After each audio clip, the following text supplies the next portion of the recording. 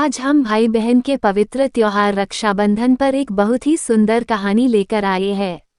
एक समय की बात है, किसी नगर में एक शाहूकार के 3 बेटे और 3 बहुएं रहती थी। शाहूकार की सबसे छोटी बहू बहुत सुशील और संस्कारी थी, साथ ही वह भगवान कृष्ण की अनन्य भक्त थी। सावन के महीने में शाहूकार की दोनों बहुएं रक्षाबंधन के त्योहार पर अपने अपने घर जाने की तैयारियां करने लगी। सुबह जल्दी उठकर घर का सारा काम करने लगी तो छोटी बहू ने पूछा, क्या बात है दीदी, आज इतना जल्दी जल्दी काम क्यों कर रही हो? तो उनकी जेठानियां बोली, कल रक्षाबंधन का त्योहार है, हम दोनों को अपने भाई को राखी बांधने अपने अपने घर जाना है। तेरा तो कोई भाई नहीं है, तू क्या जाने रक्षाबंधन का महत्व, भाई बहन के रिश्ते का महत्व। छोटी बहू को ये बात बहुत बुरी लगी और वह भगवान श्री कृष्ण के प्रतिमा के पास खड़ी होकर खूब रोई और बोली, यदि मेरा कोई भाई होता तो आज मैं भी अपने घर जाती। अगले दिन रक्षाबंधन का त्योहार था। सुबह सुबह उसके घर उसके दूर के रिश्ते का एक भाई आया और आकर शाहूकार से बोला, ये मेरी बहन है, मैं इसके दूर के रिश्ते का भाई हूँ और मैं रक्षाबंधन के त्योहार पर इसको अपने घर ले जाने आया हूँ। लेकिन फिर शाहूकार का बेटा बोला, लेकिन इसका तो कोई भाई नहीं है, तुम कौन हो? उसके समझाने पर शाहूकार और उसका बेटा मान गया और छोटी बहू को उसके साथ भेजने के लिए तैयार हो गए। परंतु छोटी बहू के पति के मन में कुछ शंका थी। वो बोला, आप इसे ले तो जाइए, लेकिन इसे वापस लेने मैं खुद आऊंगा। ऐसा कहकर उसको उसके भाई के साथ भेज दिया।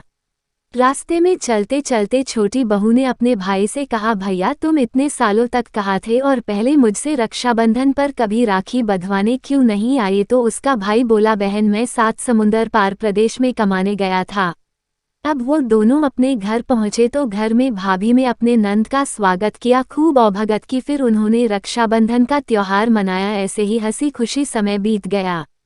एक छोटी बहू का पति उसे लेने उसके घर आया। महल जैसा घर और ऐसो आराम देखकर वो चकित रह गया। भाई और भाभी ने उसका खूब औभगत करी और अगले दिन सुबह सुबह भाई और भाभी ने उसे उसके घर के लिए रवाना किया।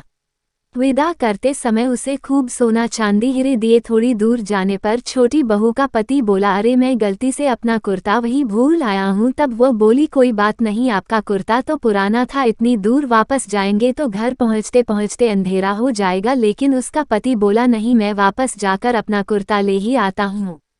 ऐसा कहकर वो दोनों अपने भाई के घर वापस गए। जैसे ही भाई के घर के पास पहुंचे तो वो उन्होंने देखा, भाई के महल जैसे घर के जगह पीपल का एक पेड़ है और उस पेड़ पर छोटी बहू के पति का कुर्ता टंगा है। ये देखकर वो बहुत नाराज हुआ और अपनी पत्नी से बोला, ये क्या काला जादू है? कौन था वो जो तेरा भाई बनकर तुझे यहाँ लेकर आया था?